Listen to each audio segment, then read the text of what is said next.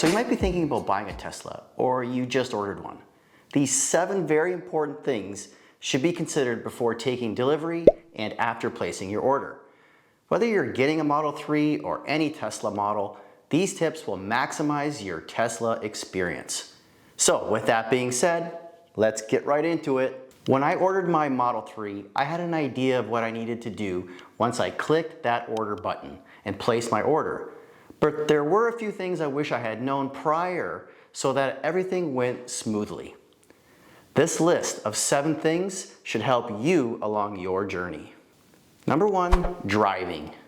I know this seems trivial, but the first time you actually drive a Tesla can be daunting. Despite knowing as much as possible before picking up my new car, I still had a little bit of anxiety driving it off that lot. So you're going to want to learn about regenerative braking and how that works, because you won't be using the brake pedal as often. You're also going to want to learn about autopilot and some of the other safety features before you start driving on the highway. I don't mean to say all this to worry you, but it's definitely worth looking into because, as mentioned, it is a completely different feel than your typical gas-powered vehicle. I created a video on how to drive a Tesla, and if you watch that, it'll give you a really good understanding of how to drive a Tesla Model 3. Number 2, charging. Since you're buying a Tesla, you're going to need some place to charge it. And if you plan on charging at home, which is likely 95% of the time, it's going to be in the comfort of your garage. Okay, so you have 2 options. The Tesla website makes this easy for you, but you can also find one of these options anywhere online with a simple Google search. The first option is having a regular NEMA outlet installed, which is similar to having a stove-style 220 volt plug. The second option is purchasing a Tesla wall connector. I have the first option, which is a NEMA 1450. I had an electrician install it in my garage, and it provides me with approximately 35 miles or 56 kilometers of charge per hour, which is more than plenty. The second option is a Tesla branded wall connector, which will get you 48 miles or 77 kilometers of charge per hour. The Tesla wall connector looks sleeker than a NEMA, but it also costs more. In my personal opinion, it's not worth the extra money. You have plenty of charge using a standard 220 volt plug. As you can see here, I created a custom Tesla box around my NEMA 1450 to make it look cool, but otherwise, it's not necessary. Number 3, rebates. This is a difficult topic to cover because things are always changing depending on where you live. Up here in Canada, we recently had the federal rebate of $5,000 reinstated, but for a while it was not offered. Rebates are constantly being updated in the United States as well. So my recommendation to you is to look into your province or state and find out if you're entitled to any rebates. Not only from your government, but sometimes the electrical companies also offer rebates for charger installs as well. So this is something definitely you're going to want to look into to save yourself some money. Number 4, accessories. No matter where you live, you're going to want to protect the interior of your Tesla. The Tesla Model 3 comes with standard carpet floor mats, and you're going to want to protect them.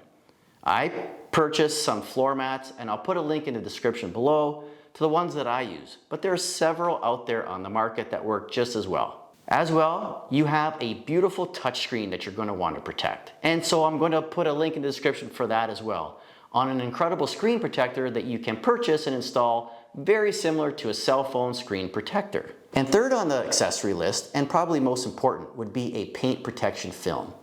I had the front end and A-pillars wrapped completely with a PPF film from a local installer.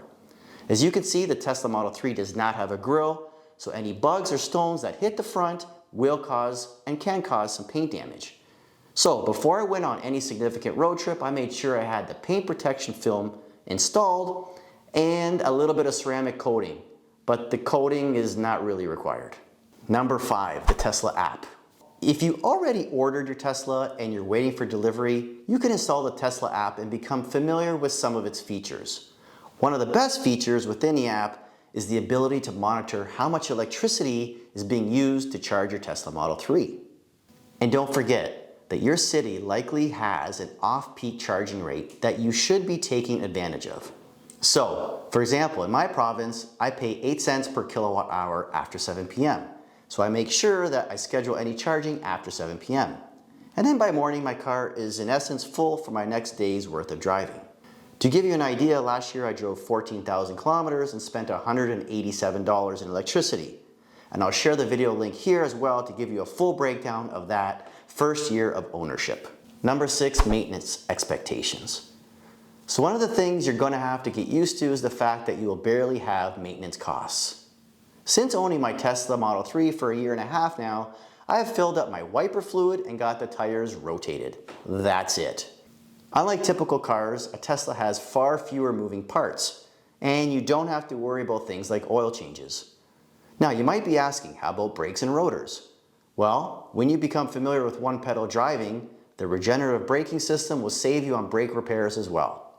You will constantly hear the Tesla haters say, "Oh, but the battery's gonna die or it's gonna blow up." Don't you worry, because Tesla's got you covered. They have a great warranty that will literally last a lifetime. And I have a video about that specific topic as well, and I encourage you to watch that. Number 7, patience. Fortunately or unfortunately, you're going to require some patience with Tesla. Despite having new factories popping up across the globe, the company is still struggling to keep up with demand.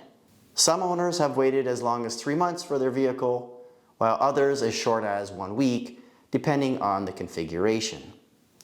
My advice to you is to remain patient and try not to look at your delivery date every day, but that's easier said than done. But once you do receive your Tesla, you'll be so happy and so excited about your decision. I really hope if you stuck around this far that you'll hit that subscribe and/or like button. I'm trying to build up my channel. I do this for fun and enjoy sharing knowledge and my experiences with you all.